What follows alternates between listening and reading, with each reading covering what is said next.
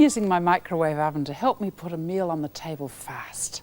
This microwave menu features a juicy roast of lean pork and it's stuffed with a colourful, well-flavoured mixture. I like being able to get the meat ready, put it in the oven, set it and forget it. The microwave oven turns itself off when the specified time's elapsed. The kitchen doesn't heat up either, and this is important when you're busy or flustered or the weather's hot. For this menu I'm cooking stuffed loin of pork with fruit sauce, red cabbage and green beans. For dessert, there's a spiced fruity sauce to serve over ice cream. The sauce can be hot in winter and room temperature in summer. Well, where do you start for a menu like this? Make the spicy sauce for the ice cream first, and while it cooks, do the onion for the stuffing, and while the onion's cooking, prepare and cook the red cabbage. Get the meat ready because it takes nearly an hour in the microwave oven. Do the potatoes next and get the fruit sauce for the meat ready after that. Cook the beans on the stove because your microwave oven is doing yeoman service cooking everything else. I think beans aren't as good microwaved as they are cooked in a covered pan with a little bit of garlic and butter and water. At this stage I've got that there too now. So a little bit of water, the butter, the garlic and the beans go in. And don't cook them too long, we'll just leave those ones now and get on with the loin of trim pork. Now this is a loin of trim pork. You can see the meaty lean eye there and the tail of meat there. The skin, which is used for crackling, is removed from a trim pork roast before you get it. You can cook that under the grill or in the microwave. Some people do it in the microwave, I usually do it under the grill if you want that crackling, and it does taste delicious. Now we'll turn this over so we've got the meaty side uppermost. Here's the tail and here's this meaty eye. I want to cut a pocket on this eye so that I can put stuffing in it. So I'm cutting right through here so that I can open it up flat like that. Helps the meat cook more evenly too. Now first of all brush over some mustard. Mustard's lovely with pork. Those traditional accompaniments like mustard and sage, you shouldn't forget them because they are good. And this helps to thicken that stuffing mixture a bit too. Now over that goes an onion that's been finely chopped and cooked in 2 teaspoons of butter in a covered microwave dish for 4 or 5 minutes. It's important that the onion's well cooked, so don't hurry that step. Then for a pretty stuffing, put something red, and I'm using canned capsicum. If you're doing this at Christmas, you could use fresh cherries maybe. If you're doing it for a midwinter dinner, you might like to use sliced fresh tamarillo. Anything you like, dried apricots, but something bright is pretty. And then over that, blanched spinach leaves. So my stuffing is going to be white and red and green. The spinach looks pretty, it's lovely green, but it doesn't have any colour. So I usually, it doesn't have any flavour is what I meant to say. So I usually boost that by putting on some basil leaves. Now, fresh basil if the basil's in season, or pesto, that's the way I preserve basil, in a sort of basil paste in winter if it's not. Then fold that over, try to tuck that stuffing in, and you may be able to fold this right over it, or depending on the length of the cut, you may just be able to get it to meet. Use little toothpicks if they'll meet.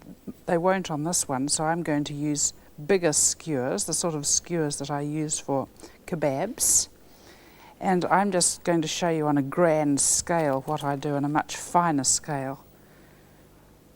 Putting them right through like this, then taking a piece of string, starting at one end, and you're going to have these right up to the end, and then zigzagging it to hold the meat together. The advantage of this is that once the meat's cooked, you can just pull the skewers out.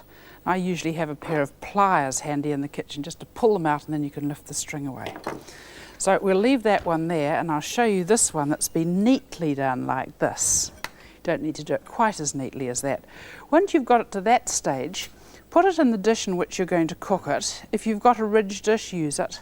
It's often a job getting one that's long enough.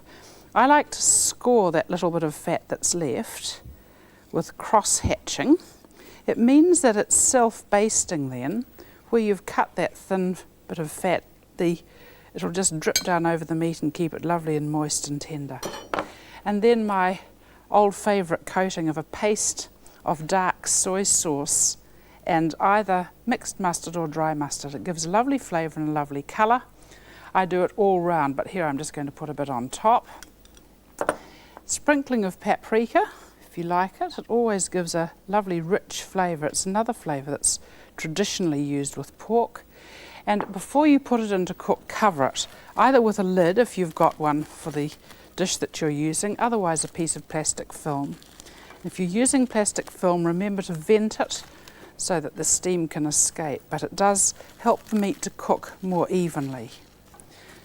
So it's vented over here, and I'm putting it into the microwave oven to cook, and I cook it at 40% power for 17 minutes per 500 grams, raised off the bottom about 2 centimetres. Now that timing's for medium well done, but some people like it cooked less than this, say 16 minutes per 500 grams. You can allow 20 minutes per 500 grams if you like it really well done, but I think it gets a bit overdone like that. Do remember, cooking times may vary a little with different microwaves. Mine's a 650 watt oven. If you use a microwave oven with a lower power level on that, it'll take a bit longer. If you have an oven with a higher wattage, you should cook the meat at 30% power, allowing about 18 minutes per 500 grams. And most important, after it's cooked, leave it covered to stand for about 30 minutes, and that's the stage this is at. I've poured off the juice and I'm going to use that for the sauce. Then I can lift out my roast, not burnt or stuck to the pan anywhere. We can take off those bits underneath, and then it's ready to carve. I like to make a fruit puree to go with the pork from dried fruit or dried fruit leather. I've shown you how to make this before, but this particular leather is made in the dehydrator from a mixture of a cup of cooked apple and half a cup of cooked prune. And although I have to be very careful in my house because a lot of it gets stolen before it's ever used for sauces, if you just break it in pieces like that, so delicious just to eat like this. And you can reconstitute it very quickly in the microwave oven. So I'm using the equivalent of half a cup of apple and quarter of a cup of prunes with half a cup of water into the microwave oven for 3 or 4 minutes. And you finish up with a lovely mixture that's thick and tender. Rather funny colour, but then that's the colour of prunes and apples. And I usually thin that down with a little bit of the liquid drained from the pork and a dash of sherry. That goes just beautifully with the pork. So there's our sauce for the pork. And next, the potatoes. Now arrange the potatoes in a ring so they're equidistant from the centre. Pierce them. When they're cooking, about after half the time you've estimated, and it's about 3 minutes per potato, 3 to 4 minutes, halfway through, turn them over so they cook evenly on both sides. Now we're serving red cabbage with this, and I've shredded nearly all of 250 grams of cabbage in the food processor. It's such a fast, easy way to do it. You see what I mean? And with that, 1 apple. Here's the last of the apple going in. And 1 onion. So certainly speeds things up. That's with the shredding blade. Now tip that into a microwave bowl and add to it 2 teaspoons of butter and 2 tablespoons of wine vinegar. Cover it and cook it on full power for 10 to 15 minutes till it looks like this. And then you season it, adding about half a teaspoon of salt, a tablespoon of brown sugar, and a little bit of corn flour paste. I haven't mixed that, so I won't put it in. Just stir it round, pop it back again, and you'll find it's glazed and thickened, and it's a mixture that you can reheat often. In fact, I think it improves on reheating. And for the sauce for the ice cream, again, it's a spicy fruit sauce. Use about a cup of good quality mixed fruit. You don't need to measure this accurately. Put it into a microwave proof bowl with a tablespoon of corn flour, or you can use custard powder if you want to, 2 tablespoons of sugar, and some spices. Now, I like to use a teaspoonful of mixed spice and a teaspoonful of cinnamon. They're always a nice combination. And just to give that spice an extra bit of oomph, I usually put in about 1/4 teaspoon of ground cloves. Give it a shake or a mix. And then you can put in a cup of orange juice or water. I prefer to put water at this stage, and I'll tell you why later. A tablespoon of wine vinegar, and don't leave it out because it brings out the flavour of all those ingredients, and a teaspoonful of butter. Put it in and microwave that on high for 8 minutes, and when you take it out it looks like this. And at that stage, add about a tablespoon of orange concentrate. I could have used orange juice earlier, but this gives it a nicer flavour. So there we are, served hot or warm or cold as it suits you for your over ice cream or in little baskets made of brandy snaps. So here we are, a delicious stuffed roast loin of pork with fruit sauce made from reconstituted dehydrated apple and prune with a little bit of meat cooking liquid and sherry. We've got baked potatoes with a bit of sour cream on top, a red cabbage casserole and green beans. And for dessert, ice cream with spiced fruity sauce. And nearly all of this was beautifully cooked in the microwave oven. Faster, of course, but in a cooler kitchen too, with fewer messy dishes afterwards.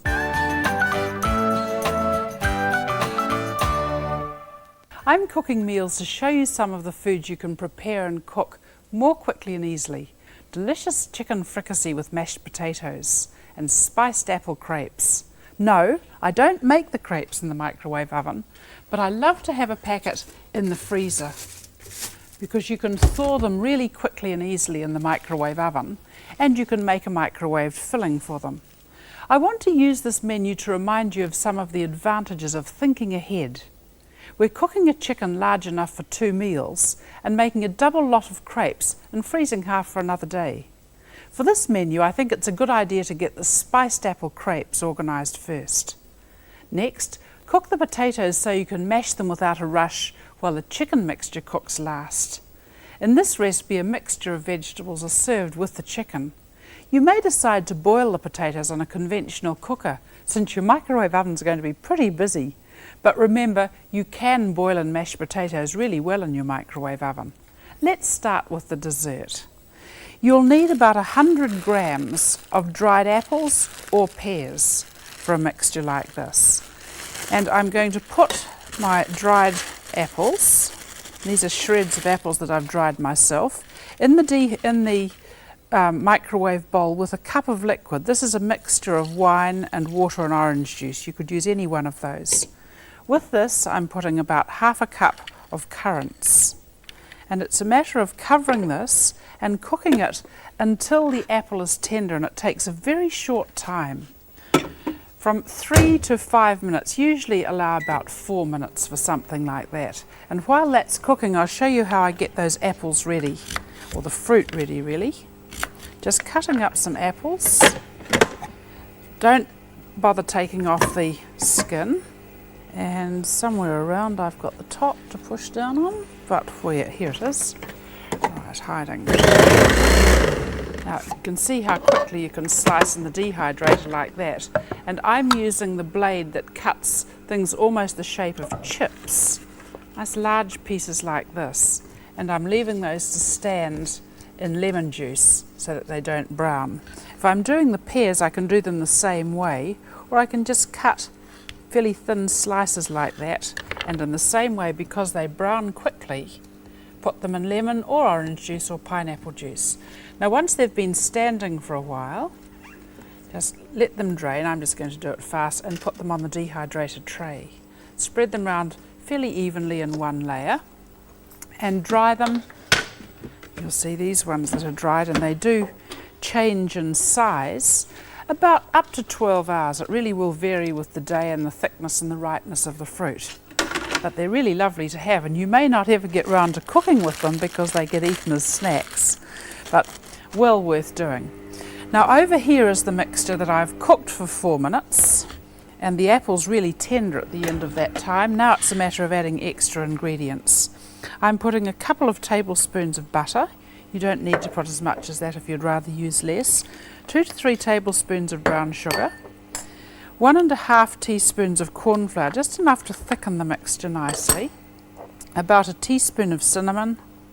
A little bit of nutmeg, and I usually grate that just as I'm using it. And I like to put about 1/4 teaspoon of ground cloves in too. Then you stir all that mixture together and you cover it again and microwave it until it's bubbled and thickened. And that's the stage that this is at here. We've used some of this, but we've got about half of it left. Now it's ready to use as a filling for pancakes. It's a really delicious mix. You might like to use it in other ways too. But our crepes that have been thawed, and when you're thawing the crepes, have them covered and lift them off one at a time as they thaw. Then you can put some of that mixture spread over them. You can put it right over the whole crepe, or you can just put it on one part. And you can roll it up. And you can arrange them all in a dish to reheat the dish later in the microwave oven, or you can arrange a couple on a plate. And then when you want to heat those, just cover them over with a bit of plastic, warm them through, and they're very nice served with some cream. Sour cream, creme fraiche, or here's reduced cream that I'm using there, and perhaps a few toasted nuts over them. Or if you want to, you can take crepes like this, thawing them in the microwave again. When you want to make your mixture, fold them into little parcels.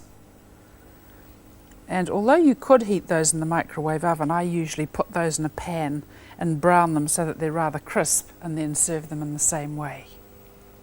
Mashed potatoes are easy as long as you cook the potatoes to the right stage. I often use a casserole dish with a central insert. Peel the potatoes, it's one of the few times I do peel potatoes, and cut each half into 4 or 6 pieces depending on its size. And I usually have the dish filled with water as I'm doing this, pour it off, drain it completely, and then I add about a tablespoon of butter for 4 servings and about 1/4 cup of water for 4 servings. The central insert helps them to cook more easily. You cook these at full power for 7 to 10 minutes, depending on the size of the pieces and the type of the potato.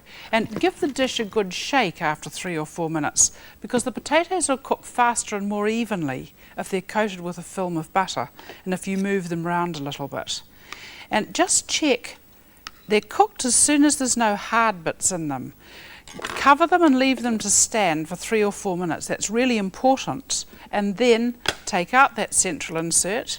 Don't drain off the bit of water and the bit of butter. You can mash that with those in place and just add extra milk as you need it. Just keep mashing as you would normally until you've got a soft mixture. Keep adding milk, no more water, no more butter. You may need a little salt and pepper. And to get nice smooth mashed potatoes, give them a good beat with a fork at the end. Now for the chicken fricassee. This is a type of a stew with a milky sauce. And if I'm planning this, I cook a 2 kilogram grand poulet a few days earlier. Half it's eaten straight away, and the other half is refrigerated for this recipe. Now initially, I cook the grand poulet in an unpunctured oven bag with about 1/4 cup of a mixture of herbs, parsley, thyme, whatever you think is nice, and a tablespoon of dark soy sauce, a tablespoon of Worcester sauce, about a tablespoon of smooth mixed mustard, a tablespoon of lemon juice, a tablespoon of butter. It's not difficult to remember all those quantities, is it? And a crushed clove of garlic, or finely chopped up clove of garlic. Seal the bag with a rubber band, and remember to leave a finger-sized hole. Put that back so that there's space for steam and air to escape. And I allow 10 minutes per 500 grams, 70% power. That's medium-high on my microwave. Now remember, I'm using a 650 watt oven with these names for different power levels. It's important to check the wattage and power levels of your machine. Most will be the same as mine, but a few are a little different, so you should adjust times slightly. Turn the bird over part way through and turn it round occasionally So the skin is surrounded by some of that delicious cooking liquid. And for a 2 kilogram bird, the cooking time should be about 40 minutes altogether. Leave it stand for at least 10 minutes before you pierce the thigh and look at the juice that comes out. If it's pink, cook it a little bit longer. Now for chicken fricassee, you cook a selection of vegetables in a fairly large dish before you add the leftover cooked chicken meat. So I've got in here 200 grams of carrots that have been sliced very thinly, and they weren't carrots that were too mature either. Quartered onions, about 4 small onions quartered, and about a cup of chopped up celery. Put those in a casserole dish with about 50 grams of butter, or a little bit less, and about 1/4 cup of water. And put that in to cook in a covered dish until those vegetables are tender, about 8 minutes. And at that stage, take them out, and into this mixture add a tablespoon of flour and a teaspoon of green herb stock,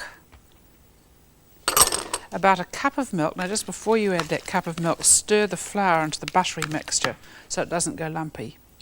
A cup of milk and 1/2 cup of other liquid. It can be water or it can be wine if you're doing it for something special. And about a cup of frozen peas, which can be thawed or straight from the freezer. Now put that in to cook again, uncovered, and stir it every minute or so until the mixture thickens.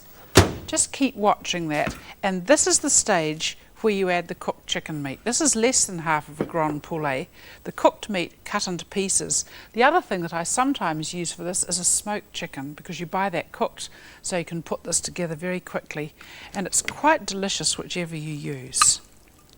It's very important not to overcook the mixture once you put the chicken in, so stir it round well so that you've coated the cooked meat, and then put it into the microwave oven.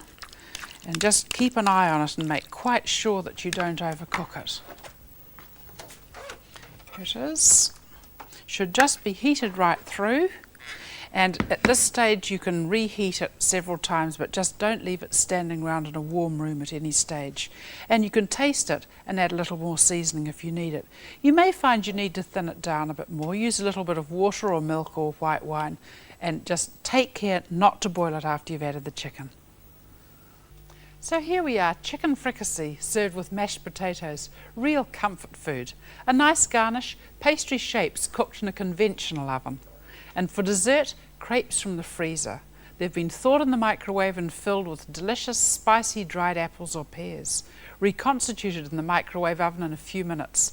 The sort of meal you can organise ahead and heat and serve to your guests without turning a hair. Well, almost.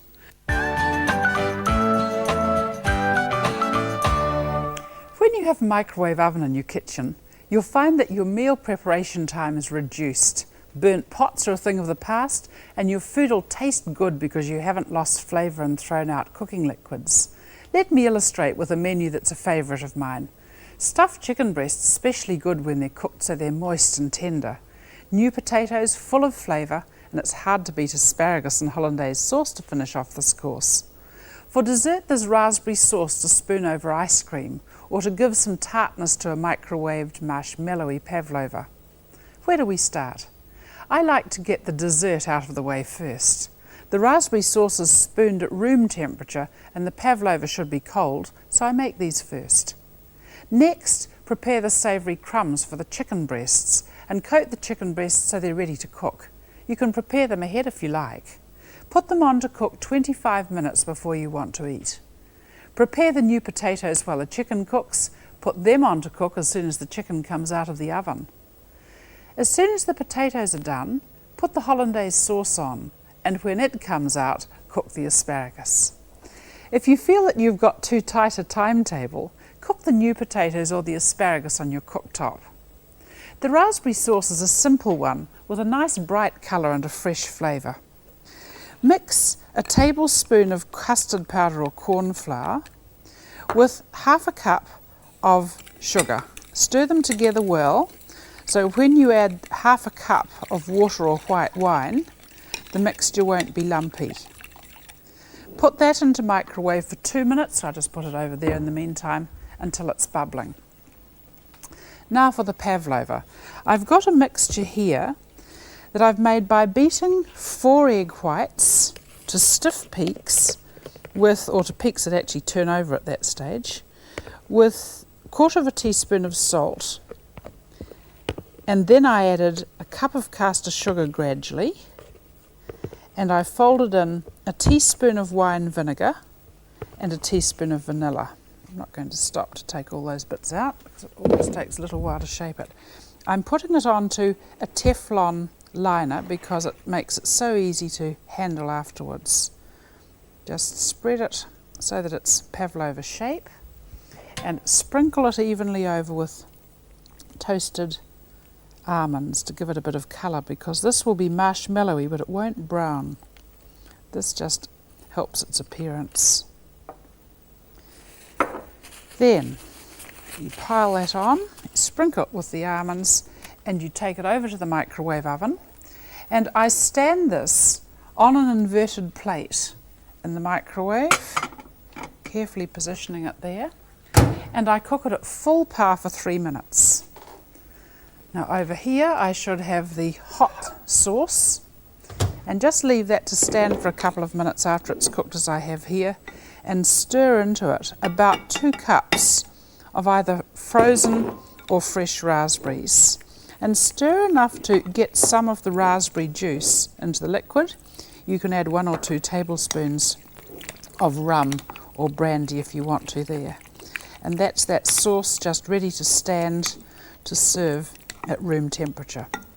Now the pavlova, leave it to stand in the microwave oven after it's cooked, just with the door ajar so that it's in a nice draft-free place. And then you can just slide it off the liner onto the plate that you're going to serve it on. Don't worry if it has a slightly syrupy bottom. It's not crisp, but it's marshmallowy and quite delicious.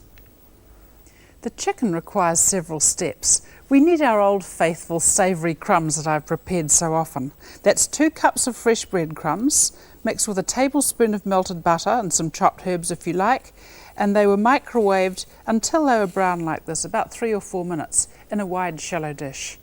Now you need to get everything ready. You need to have the stuffing ready, the flour for coating, the egg, and then those savoury crumbs. To make the stuffing, finely chop a rasher of bacon and mix it with about 1/2 cup of chopped mushrooms and a tablespoon of just crumbled fresh breadcrumbs. And add to that, in a bowl or in a container like this, about a tablespoon of melted butter from 50 grams of butter that you've melted all together. Microwave it for about 3 minutes until it looks like this, and that's the stuffing cooked. Then when you've got the stuffing ready, get the flour and the egg and the dry crumbs together so you've got a factory line production ready.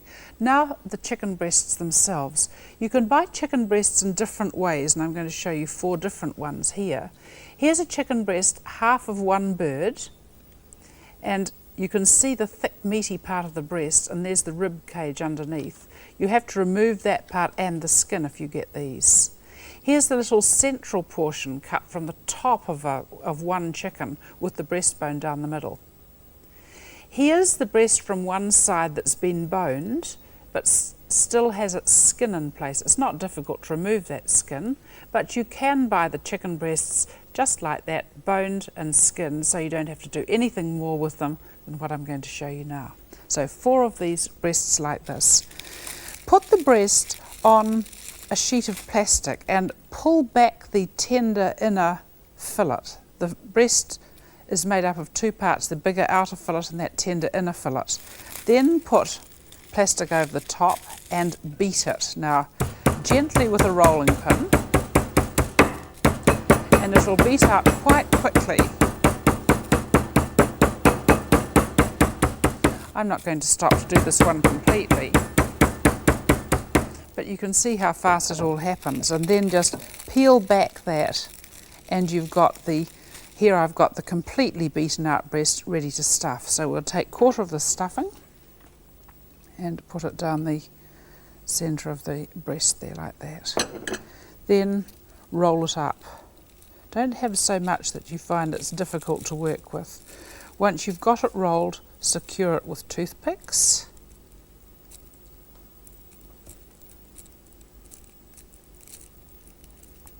Should be able to do it just like that. Tuck the ends in so that you haven't got any uneven pieces, because remember, when you're microwaving, even shapes microwave best.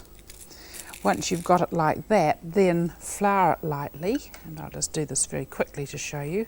Then turn it in the egg mixture, and then turn it in the savoury crumbs. Putting the flour coating on first means that you get more of all these other coatings. You can leave that step out if you want a very light coating.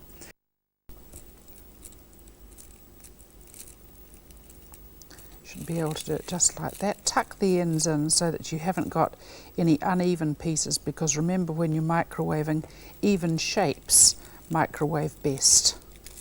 Once you've got it like that, then flour it lightly, and I'll just do this very quickly to show you. Then turn it in the egg mixture, and then turn it in the savoury crumbs.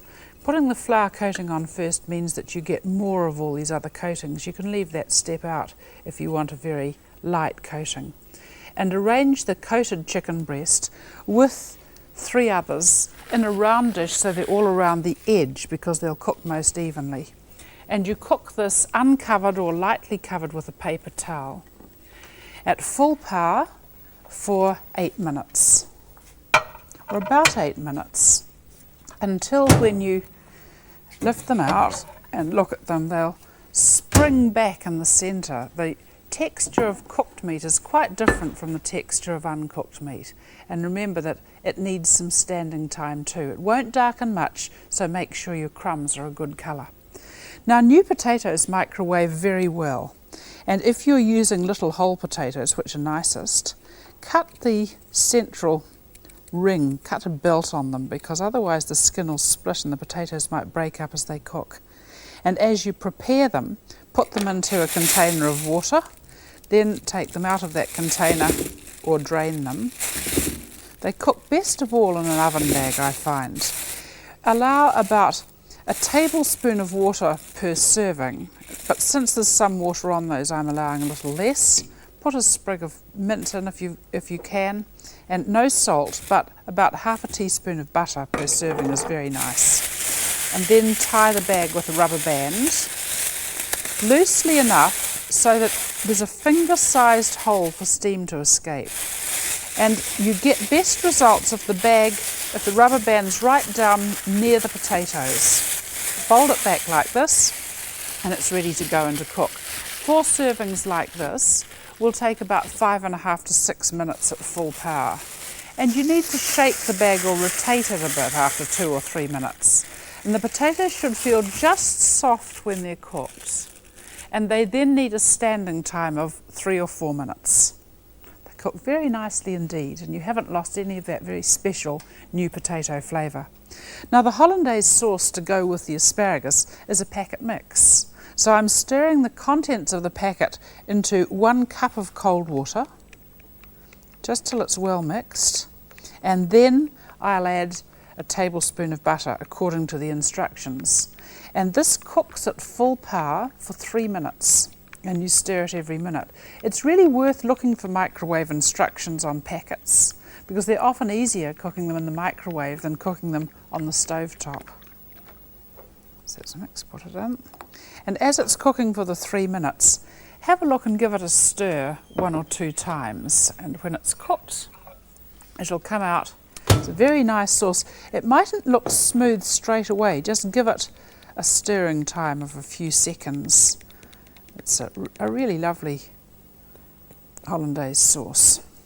Now for the asparagus. When you're working with asparagus, take a piece of asparagus and snip off the tough bottom part, and then peel up the tough bottom too, so that that lower part will cook in the same time at the top. I've just done a shorter one where I've actually prepared it already. Put all the pieces close together after you've done that in a dish that they almost fill, and allow about half a teaspoon of water per serving. Half to 1 teaspoon. Cover them over with a lid or with cling wrap and just vent it. And you put the asparagus in to cook. 500 grams will take about 4 to 5 minutes, and then leave it for a couple of minutes standing time. Everything here was cooked on full power. The stuffed chicken breast should be moist and tender, 8 minutes for 4 of them.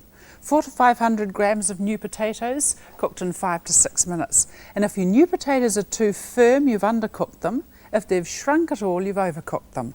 500 grams of asparagus, cooked in 4 to 5 minutes. And the smooth lemony hollandaise sauce was a packet mix with microwave instructions to cook for 3 minutes. The raspberry sauce to pour over the pavlova or the ice cream needed 4 minutes cooking, and the pavlova needed 3 minutes. Everything's full of colour and flavour and vitamins with interesting texture. I hope you're impressed with all the foods that you and your microwave can cook. In this series, I'm preparing different menus using my microwave oven to cook most of the food. This menu's tender steak with garlic mushrooms, and they serve as a sauce as well as a vegetable. Golden potatoes are the closest thing I make to chips in the microwave oven, and red and green peppers. And to follow, there's a quick tipsy cake to serve with fresh fruit. Now make the dessert first, so it's got time to soak in its rum-flavoured syrup. Next, cook the peppers and the mushrooms to reheat later on. The steak and the potatoes can both be cooked in the microwave oven, but I think it's more sensible to cook either the steak or the potatoes on your regular cooktop, because it takes a bit of juggling doing them both in a browning dish. I'll show you how to do them both, and you can decide which one you'd like to cook on the stove. But first, the cake. Now, I'm cooking quantities for 2 for the main course, but I'm going to make a full-sized cake because there's no trouble using up leftovers of a cake like this. They taste just as good the next day. It's very useful to keep a few microwave cake mixes on hand because they help you out often when you have to produce something to eat faster than your brain will get into gear to make a cake from scratch. Just as the packet says, 2 eggs, 2/3 of a cup of water and 1/3 of a cup of oil. It really is important to read the instructions on the back. If you change the ingredients, you won't get such good results. I'm making a chocolate cake here, but you could actually make a variety of flavours for this sort of cake mixture, or for the final result. Now, 1, 2, 3. When you mix in the food processor, everything happens so fast. I can mix it for 3 seconds there instead of stirring by hand for 30 seconds. Now it says put it into a 8-inch 20 centimetre cake pan. It needs to be sprayed lightly and then the mixture poured in fairly evenly. Now the only thing that I do that's different as far as the cooking goes is to make sure that it's covered as it cooks, because I find that it rises better and I don't have damp patches on the top of a cake. So we'll cover it over with a doubled paper towel and put it into the microwave oven. And it says cook for 6 to 7 minutes until it looks firm near the centre cone. And don't worry if it rises up so much it actually touches the paper towel, it sometimes does. Just check that it's firm around the centre, and you can smell it as it comes out of the oven. This has had a couple of minutes standing time. Don't forget that standing time, because if you do forget it, you'll find that the cake isn't quite cooked. Now let's just centre that by sliding it. See, that's one of the helpful things about having that centre. And now onto that hot cake, or the warm cake, we put a syrup. And for the syrup, I'm mixing 3/4 of a cup of jam. Now I'm using raspberry jam, but you could use strawberry or you could use black currant, or those are the 3 that I tend to use. You don't have to be too exact about the quantities. And about 3/4 of a cup of liquid, half a cup of orange, half a cup of water, and about 1/4 of a cup of orange concentrate, which give a lovely orange flavoured with the fruit there. And I like to put a little bit of rum essence in at this stage, Just a few drops. It's quite strong. If I was going to use real rum, I'd put it in after the syrup had cooked.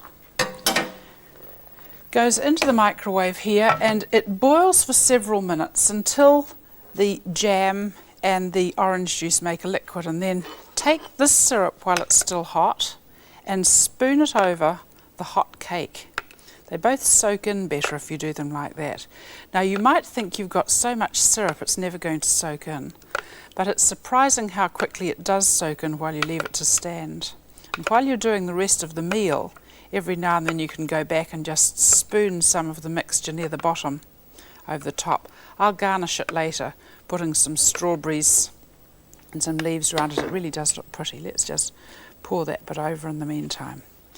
Now for our garlic mushrooms, I've melted 1½ teaspoons of butter with a clove of garlic just until the butter melted. And then I'm putting ½ teaspoon of corn flour, ½ teaspoon of light soy, and a tablespoon of chopped parsley in with that butter. Then about 200 grams of mushrooms go in with that, and they're tossed till they're coated with that butter mixture, and they'll slightly thicken because of the corn flour. They go into the microwave oven and they cook for about 2 minutes just before you're going to serve. And by that stage, they should have a sauce that's lightly thickened to serve over them, and they're very good over the steak. And now for cooking in the browning dish. Both the steak and potatoes are good cooked this way. You'll have to decide which to microwave and which to cook conventionally. Preheat the empty browning dish according to the manufacturer's instructions in the microwave, and choose tender, well-trimmed steak. You can choose fillet or ribeye or sirloin steaks. Now if you have time, marinate them for at least 10 minutes, as I have here, in more or less equal parts of dark soy and lemon or orange juice, with a little bit of oil and crushed garlic if you like. Now if there isn't time for this, just brush over the surface of the steak with a little bit of soy at top and bottom of the steak. Right, now for 2 fillet steaks, you'll need to put them in the browning dish for 1 minute, and then turn them over and do for another minute. Now here's our hot dish. Working fast and turning the steaks, they've been in the marinade and there's been a little bit of oil in that marinade, so they don't need anything else on. And they sizzle just as they do if you put them into a hot pan. Put them into the oven and turn it on for 1 minute. And after 1 minute, you turn them over and cook them for 1 minute longer. I should have some that are cooked just to that stage here. Always take great care when you're handling that hot browning dish too. Now they've cooked for 2 minutes, and they've got to stand, but they can stand on the plates. It's not going to matter if they moved out of that. And to the pan drippings that are left there, and the browning dish bottom has lost its extreme hotness now, but pour in a little bit of wine. The wine you're going to drink with the steak's a good idea, just a tablespoon or 2. And put that back in the microwave oven to heat and boil down to about half the volume of liquid. And put a little bit of butter in the end, and then pour them over the steaks, which by that time will have had their standing time. For 2 bigger steaks, if you were cooking 2 steaks like the ribeye or like the sirloin, you'd allow 2 minutes each side in the heated browning dish. The precise times will depend on your own preference, but of course, just like any steak, if you overcook microwave steaks, just as if you overcook steaks in the frying pan, you'll toughen them. For golden potatoes, you use a preheated browning dish again, and I've got one preheating in the microwave oven. Use 2 medium to large potatoes for 2 people, because these are always very good and always very popular. You don't need to peel them first, but just scrub them well and cut them into cubes. Try to have the cubes as even sized as you can, 1 centimetre or a bit less. That's what I usually do. Got one chopped up there and this other one to go with it. Just leave a hinge when you're chopping up things like this and you want to cut it into squares. If you just leave it all joined together at this far end, it doesn't fall to pieces while you're doing this. Leave them to stand just while you're preparing the others in water, but don't leave potatoes to stand for long in water, otherwise you'll lose some of their vitamins. But they'll brown better if they've just been in water for a few minutes. Now after that, and there's our browning dish ready. After that, just dry them as well as you can on a nice clean soft old tea towel, I find is the best thing, and then transfer them to a plastic bag. Then into that goes the coating that you're going to shake them with. 1 tablespoon of flour, half to 1 teaspoon of salt. I'll put half a teaspoon here. We'll have a teaspoon of paprika. Now these give colour and they also give flavour, and half a teaspoon of curry powder. Now shake those potatoes in the bag so that they're completely coated with that flour mixture. And do you notice that this is just an ordinary plastic bag, but I've got air in there. If you try to shake them with no air, it doesn't work. But if you've got a nice handful of air, you'll find you can toss them and coat them well. All right, keep the board clear. Remember that this dish is hot. We've got the potatoes prepared just before you are going to put them into the dish. A hot dish, about a tablespoon of oil over the bottom. Just be very careful only to hold the handles of the dish, and then tip in your coated potatoes. And again, you can hear them sizzle. Potatoes aren't hot, so just spread them evenly over and put them back into your microwave oven. Now for 2 potatoes, you'll need to cook them about 3 minutes for the first side. Then you turn them over, and the side that's been touching the hot bottom will be browner and crisper than the rest. And then put them back as quickly as you can again for 2 to 3 minutes longer until they're tender. And they're not quite as crisp as potato chips, but they've got a good colour and a lovely flavour, and they're reasonably crisp. And they're very good for potatoes that have cooked just for 5 minutes. Here's our steak dinner. 2 pieces of fillet steak cooked in 2 minutes in the browning dish. The golden potatoes in the browning dish too. Our garlic mushrooms making a little bit of extra sauce for the steak, and red and green peppers cooked in a similar way to the mushrooms but with some sesame seeds. And our chocolate cake soaked in a rum and raspberry syrup with strawberries. Microwave magic, almost at the wave of a wand. It's amazing what you can do if you know how to go about it. This microwave menu features a 1-step casserole, useful when you want to assemble the main part of your meal and go out, or get on with something else while dinner's cooking. Here's our menu: Creole lamb casserole with vegetables cooked with the lamb in a nicely seasoned sauce. Serve it with rice or baked kumara is good. Broccoli goes well with it, and so do beans, so you can take your pick. And since this is a dinner which is really nice in winter, what about steamed carrot pudding with apricot cream sauce? Now what's the plan of attack? First of all, the lamb casserole. It's even better if it's stood for a while.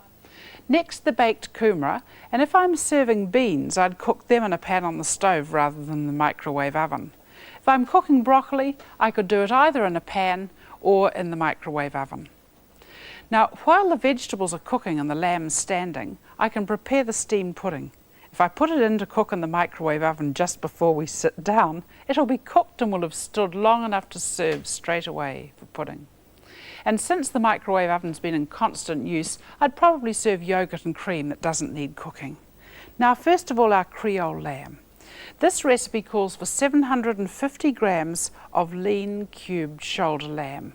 You may be able to buy it like this, but if you can't, you can easily cut up inexpensive shoulder chops, or you can buy the boned out shoulder. Here's the shoulder, bone removed. Remember I was talking about those ribeye shoulder roasts? That's this part here. And you might like to cut that out and use it for something else, and cut the rest of the bone shoulder into cubes for this casserole. Now, in with this 750 grams then of lean cubed lamb goes 1/4 cup of flour and 2 teaspoons of instant beef stock, or a teaspoon of salt, and a teaspoon of mustard. Toss that round because you want to coat the lamb pieces well with the flour before anything else goes in. Then put a tablespoon of Worcester sauce and 2 teaspoons of dark soy. All of those things add colour and flavour. Then an onion that you've chopped into pieces about the same size as the lamb, and a green and red pepper if you can get them. Now with that you need to put about 2 cups of tomato or tomato in liquid. You can use canned tomatoes as I have here, or you can use fresh tomatoes. Skin them first, they're nicer. And if you use fresh tomatoes, use a few more than 2 cups, and either put a spoonful of tomato concentrate just to concentrate the mixture a bit, or put in a few of your dehydrated tomatoes. They give a lovely richness to it. Give it all a good stir, and I won't stop to do that at the moment. Put a lid on the pan and take it over to the microwave oven. And bring it to the boil on high power, and then lower the power levels. So start it at full power for about 10 minutes till everything's heated through. Then turn it down to about 30% power, and that's defrost on most microwave ovens, for 45 minutes or until the meat's just tender. And this is a good time to remind you that if you've got a machine with higher or lower wattage, alter the cooking time slightly. Remember to check your instruction book to see what names are given to different power levels. This was cooked at 30% of 650 watts. Now that's about 200 watts, and that's the wattage you should use too to cook your casserole in the same time. If you use a higher wattage, it'll cook more quickly, but you'll finish up with tough meat. And as always, standing time is important. This will stand while the other food's cooked. Now kumara. It's nice to have small kumara, but if you can't get them, just cut them into chunks. Stab them a few times, scrub them well of course, put them in a roasting bag and put a rubber band around loosely so you leave a finger-sized hole. And for cooking time, allow about 3 minutes per 100 grams, and they're done when they'll give when you press them. Then you can cut across on the top and put some cream and parsley on later. And for the broccoli, whether I'm doing it in the pan or in the microwave, I cut the tops off and then peel the stalks. And if you peel the stalks, they're tender and they'll cook in the same time that the broccoli does, that the broccoli heads do, because they're the tender part. It really pays to take that little extra time and do it.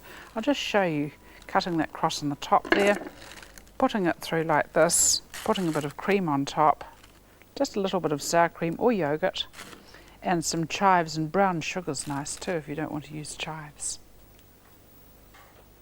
Now for our steamed carrot pudding. Start by putting 100 grams of butter in the microwave to soften.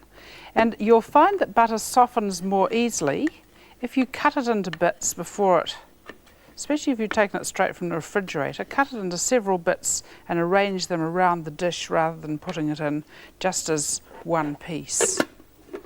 And it often takes longer than you think to have cold butter melt. We'll put it into for 1 minute 30 seconds. And while that's melting, I'll grate the carrots. Now I've grated 1 large carrot, and you want about a cup of grated carrots, and that's going to be 2 medium-sized to large carrots. So use the shredding blade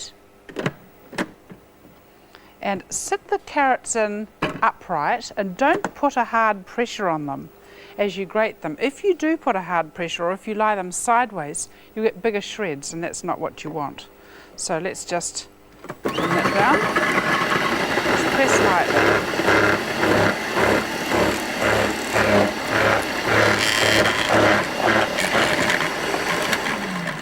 And you'll often find in a food processor that the last little bits don't go through. Don't worry about that. Cook usually gets to eat those bits in our house. So once that carrot's grated, ready like that, we can open the door, because that should be just about at the stage of being melted. And it is. So the grated carrot goes into that.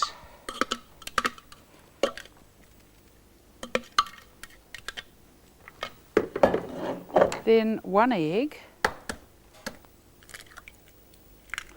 and the brown sugar.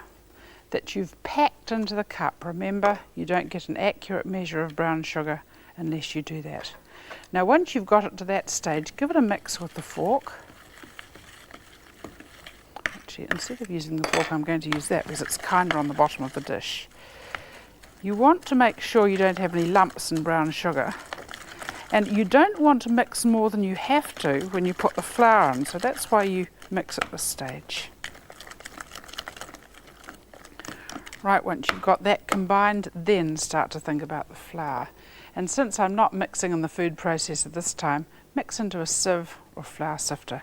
You want 1 cup of all-purpose flour and about 3/4 of a teaspoon of baking soda. Never be generous with baking soda, because if you are, you'll get a soapy taste. You put the baking soda because you've got the carrot to sort of counteract it. A teaspoon of cinnamon. I don't think it ever matters if you use a bit of extra teaspoon, a bit of extra cinnamon and mixed spice. And sometimes I put a few cloves in there too. And shake them through. Remember, you don't have to bother sifting if you're using a food processor. And if you want to, but it's not essential, put in some sultanas too. Now this time mix just until you've combined the ingredients. And since you never know exactly how wet the mixture is going to be when you're putting in grated carrot, if you think it's too runny, just put a little bit more flour. But don't just beat and beat till it's smooth. You'll get a more tender pudding if you have everything just briefly mixed. Now cook this in a ring pan, because a ring pan cooks cakes and puddings like this most evenly. Give a light spray, especially around that centre ring. This is a very soft, light pudding, and if you don't take care, you'll find that it will break as it comes out. And I put a Teflon liner in too, just so the bottom doesn't separate. Sides will be fine with the chef mate. Now, into this, spoon that mixture and try to put it evenly round in blobs.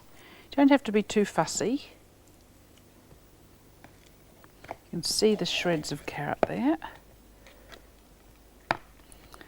And you want to make sure once all this is in that you cook this in a covered dish. Now you can either use a lid if you've got a lid that fits, or you can cover it with a piece of plastic film. And here I usually do use plastic film rather than the paper, because it is a steamed pudding rather than a cake, and it's rather nice to have that sort of texture.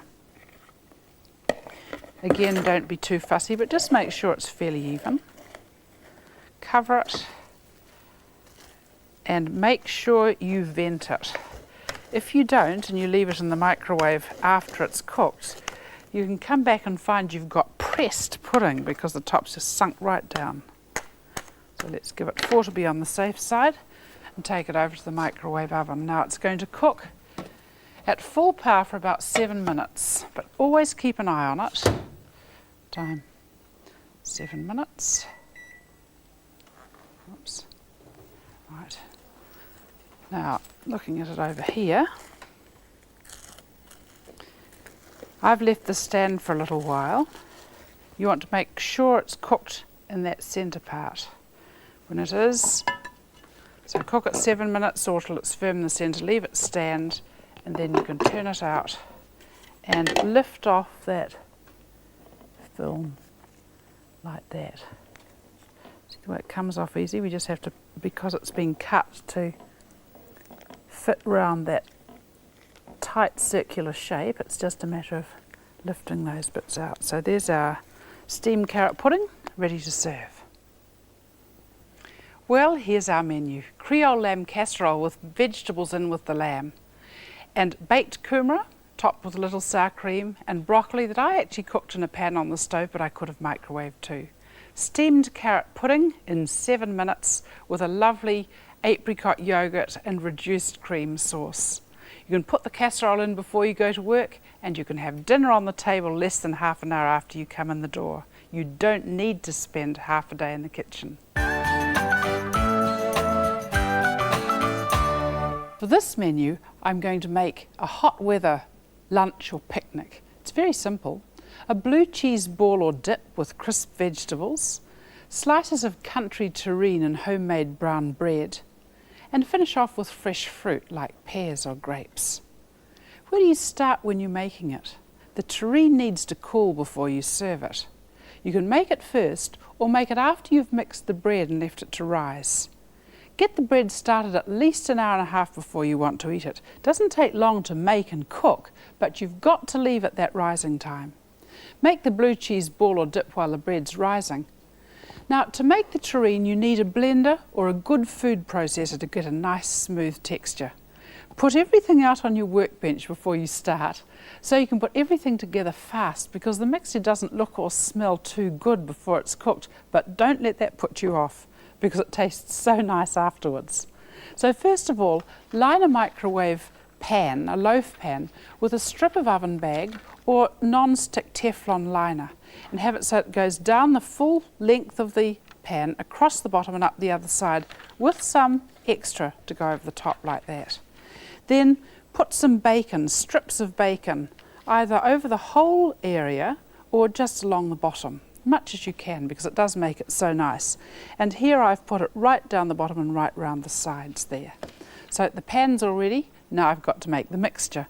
And to start off with in the blender, I've already put and pureed 300 grams of lamb's liver that's cut in cubes like that. If you don't like doing it, ask the butcher at the store or supermarket if he'll do it for you. Then you can just tip it straight in. And you don't have to puree it first, as I have here, if you've got a bit longer. Put in with those cubes or the puree 1 egg, 2 cloves of garlic that you've just chopped up roughly, some salt if you haven't used too much bacon. I'm not going to put any extra salt. Some thyme, sprigs of fresh thyme are particularly nice. Don't have to be too fussy about the quantities, and about 1/4 teaspoon of dried sage. It's nice to have some grated nutmeg, nice fresh nutmeg, grated freshly is my favourite. And a little bit of ground cloves makes a big difference to the flavour, about 1/8 teaspoon, because they're quite strong. Now give that a quick burst, and then put in 300 grams of sausage meat in blobs. And remember, that's already minced up, so you don't need to mix that long afterwards. And 1/4 cup of medium or dry sherry. Now just again, until it's mixed. Then you just tip this sloppy looking mixture straight into your prepared pan on top of the bacon. And again, you've got time to scrape everything out carefully, and I don't. And put a bit of extra bacon on top if you want to, and then cover the sides. Cover it either with a lid or with plastic film, and put it in the microwave oven to cook. Now, put it standing up off the bottom on an inverted plate or some sort of rack, and cook it at 70% power, that's medium high on my oven, for 6 or 7 minutes, or until the centre of the loaf springs back when it's pressed and the juices from the centre aren't pink. The time will vary depending on the size of your pan. When it comes out, put the lid or something heavy on top of it and weigh it down with a couple of heavy cans so that you'll have a nice flat bottom to your terrine. Do remember, cooking times may vary a little with different microwaves. Mine's a 650 watt oven with these power levels, but you should check your microwave power levels and names in case they differ, and adjust times accordingly. And now the bread. It's made with oat bran and 3 wheat products. It's a firm textured brown loaf with a really good flavour. You'll be surprised how easy it is. Start off by putting a teaspoon of dried yeast in with 1/2 cup of warm water and a teaspoon of sugar. And just leave that to stand in a warm place. Now, it mustn't be hot water or it'll kill the yeast. And it mustn't be cold or it'll be too slow. So leave that to stand while you get on with other things. Next, take 1/2 cup of kibbled wheat and put it into a fairly large bowl with a cup of water. Put that into the microwave and let it boil for 4 minutes on high. And then you leave it stand for a minute after it's boiled. And once it's stood, you just drain it to drain off that extra water, and put your hot mixture back in there, and that's what we're going to use for mixing. Now into that hot kibbled grain go 2 household tablespoons of treacle, and they help to give it its good colour and a very nice flavour as well. Once we've got that out of the way, we can start on the dry ingredients, and we use 1 cup of wholemeal flour, 1 cup of plain flour, half a cup of oat bran, and half a teaspoon of salt, and that's really important. If you leave that out, your bread will taste sort of dead. And a tablespoon of oil. Now the only other ingredients then are the yeast, and after that's stood for 10 minutes you'll find it's foamy like this. So we'll put that in. And last, half a cup of milk or buttermilk. Now buttermilk's lovely. It's used a lot in scones and pancakes and pikelets in America. It's lovely to drink too. It's slightly sour.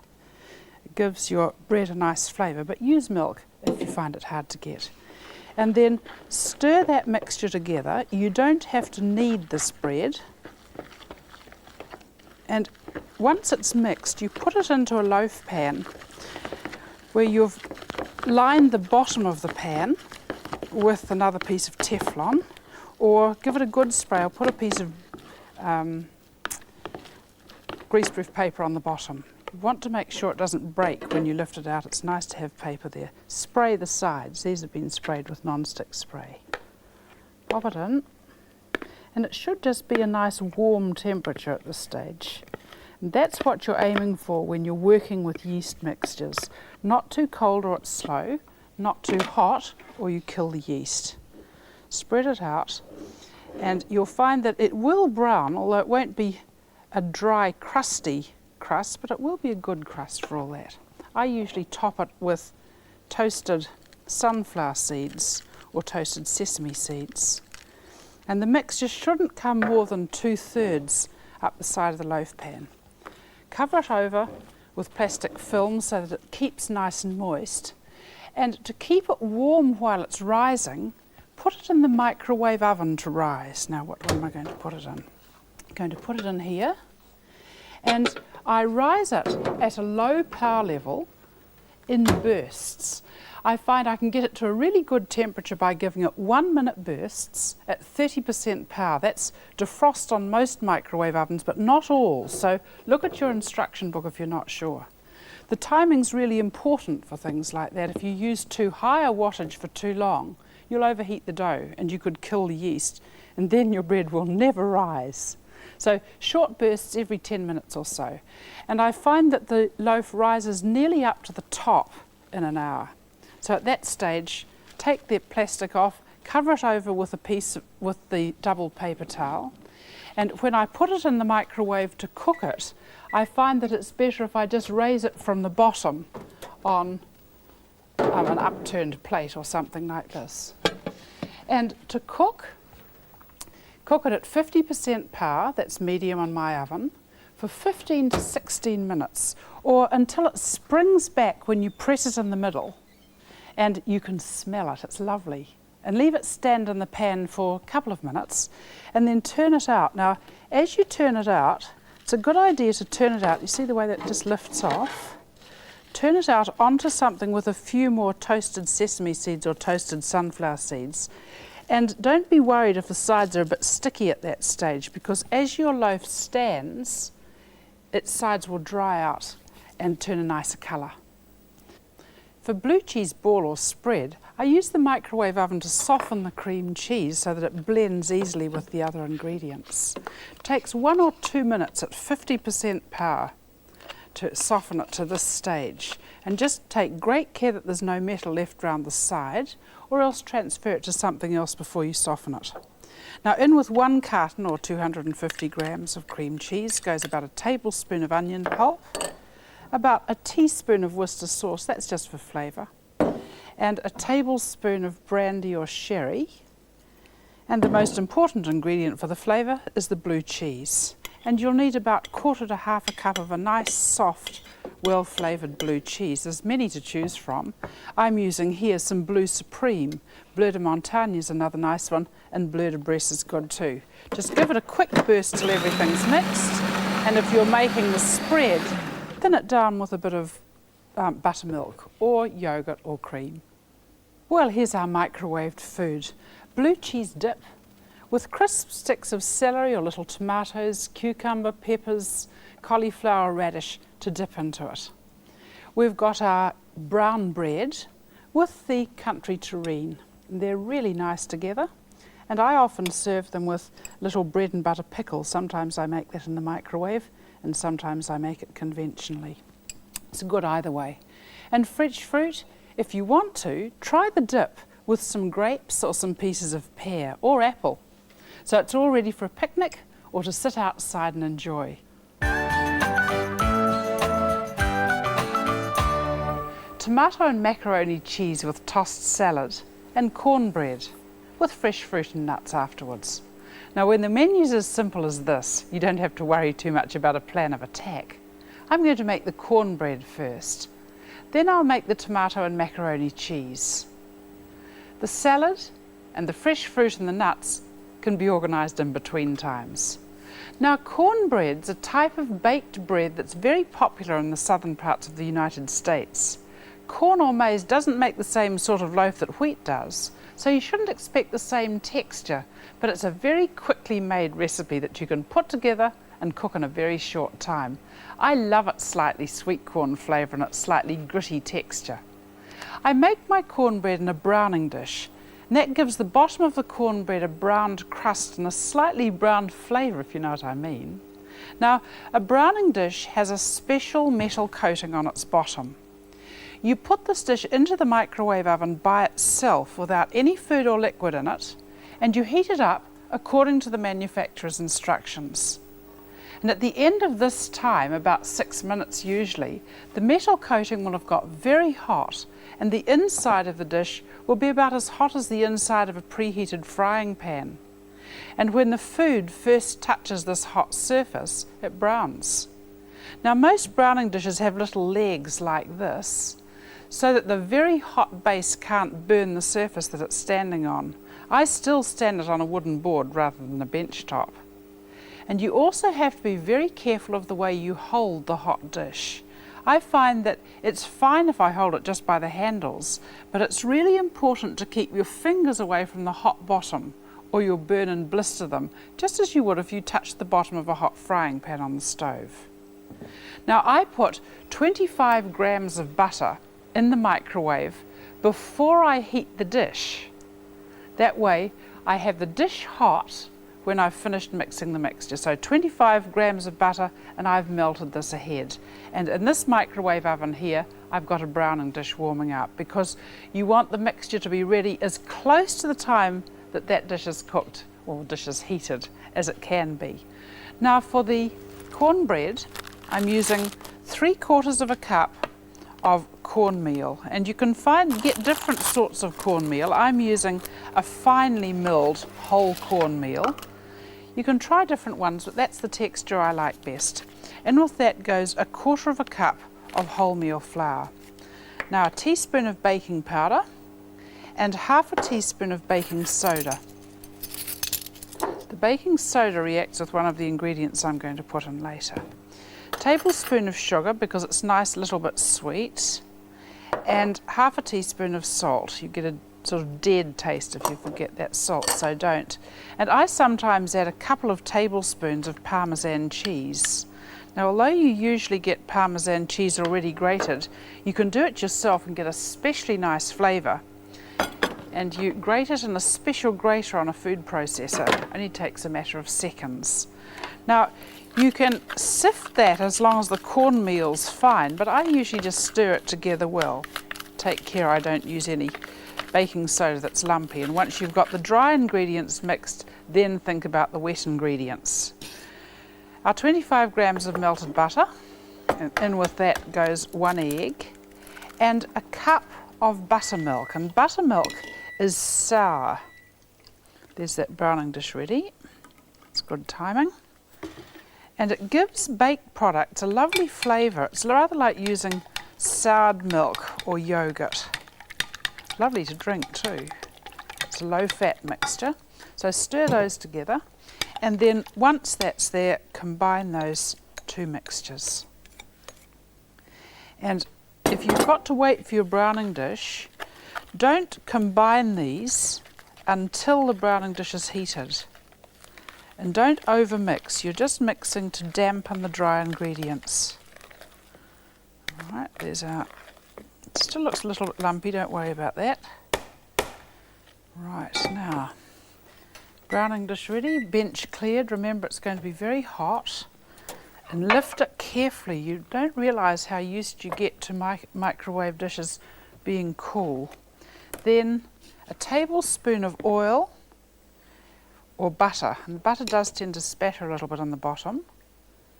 The oil doesn't, but it's very hot. And then turn the mixture in. Now, can you see how puffy it's got? You can make a larger quantity in a bigger browning dish if you want to. Just enough there on the bottom to brown it. Scrape the dish. And I like to cover cornbread as it bakes. You can cover it lightly with a paper towel if you haven't got a lid to the dish, but if you have got a lid to the dish, use it. And put it in to cook. Again, holding it carefully. And this cooks at full power for 5 minutes. And over here, we've got one that's cooked and it's been standing for a little while. Leave it stand for a couple of minutes, and it's the bottom's cooled down now, so there's no worry about that. Cook it until the centre will spring back when you press it and the edges come away there. Then tip it out on the board that you're going to serve it on, and with luck we'll have a nicely browned bottom. And the cornbread can be made without a browning dish, but it's much nicer with one. Now for the tomato and macaroni cheese. It's based on an interesting one-step Mexican sort of tomato sauce. Start by chopping up an onion, and the easiest way to do that is to cut the top and bottom off the unpeeled onion, then cut it into quarters, and you'll find it's much easier to lift off the skin from the quarters than it is to peel the onion before it's actually quartered. So that's the onion. Then 2 cloves of garlic, that one goes in like this. To skin the garlic, cut off the stem end, cut off the root end, and then squash it with a fairly heavy bottle, and you'll then be able to lift off the papery skin just like that, and the rest of the garlic clove goes in there. Now for flavouring this, we need a teaspoon of cumin. You can either use ground cumin, as long as you know it's good quality and fresh. It's got a lovely smell. If you're not too sure about cumin, use the whole seed and grind it yourself with a pestle and mortar. It's got such a nice flavour, it's worth taking some trouble with it. Now we want some chilli in this too, and I put in about a teaspoon of this particular chilli powder. Now you always just check before you use chilli blindly. One little chilli like that would give enough hotness to this sauce, so just watch what you use and get it the hotness you like. You could use hot Tabasco sauce like that too. Right, let's just mix that together quickly.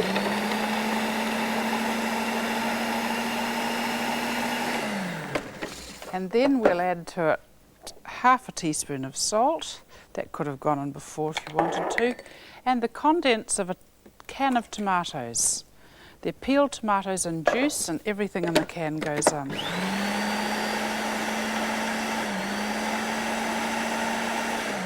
If you use fresh tomatoes, peel them first. Let's just put about a teaspoon of that. Peel the fresh tomatoes and take off cut them into bits and use about 2 cups. Now that sauce goes into the microwave dish like that. Doesn't matter if there's the odd chunk of tomato in there. And cook it covered in the microwave. And you'll find a sauce like this needs to cook for 6 to 8 minutes on full power. and stir it after 4 minutes. When you bring it out, there's a lovely smell and a lovely flavour, and in fact it's rather nice just like that as a dip for corn chips. But if you're going to turn it into tomato sauce as I am, choose any one of a soft cheese that you like to cook with. For this sauce I've used Gruyere, mozzarella, Ellsberg, all cheeses from different parts of Europe, but they're all good. This is some grated mozzarella, 2 teaspoons of corn flour in with that, and just mix it through the cheese and then tip it into the sauce. Now you may find that the sauce is hot enough to melt that mozzarella straight away. If you're going to serve the sauce just like that, pop it back in the microwave for a little while. Goes sort of stringy and then it stops being stringy. It's very interesting. This makes a wonderful dip for corn chips too. At that stage, give it a stir for that cheese. It's at the stringy stage at the moment. Just put a little bit of it in here it's fun having that as a dip. It's a lovely sauce. And you can use it as you heat it more, that stringiness disappears. It's interesting. Right, now I'm going to use it as a sauce on pasta. I've used about 3/4 of a packet of lumaci, these big macaroni elbows. So they've boiled. Make sure you don't overcook them because you don't want that mixture. You want the pasta still to be sort of have a bit of a bite about it. And put that into that sauce. And try to combine the sauce and the pasta just a short time before you're going to cook it, and then put it back in the microwave oven to melt that cheese further so that it coats the macaroni completely. Here's our meal then. Tomato and macaroni cheese, a nice spicy mixture. And by the way, even though those initial tomato sauces were hot, you'll find the pasta soaks up some of that and it's quite bland. A tossed salad that's got a lot of crunch. I've just mixed a quick tomato an Italian salad dressing from a packet with a little bit of oil and vinegar and water to serve with that. And we've got our cornbread, lightly browned from the browning dish. It's got a really lovely flavour and a good yellowish colour. It's a nice bread to make when you need something fast. You can try it in a ring pan if you don't have a browning dish, it just won't be quite the same on top. It's a quick meal. One dish was completely cooked in the microwave and the other was made in 2 parts. Part on the stove and the other part in the microwave oven. It's easy, it's different and it's quick.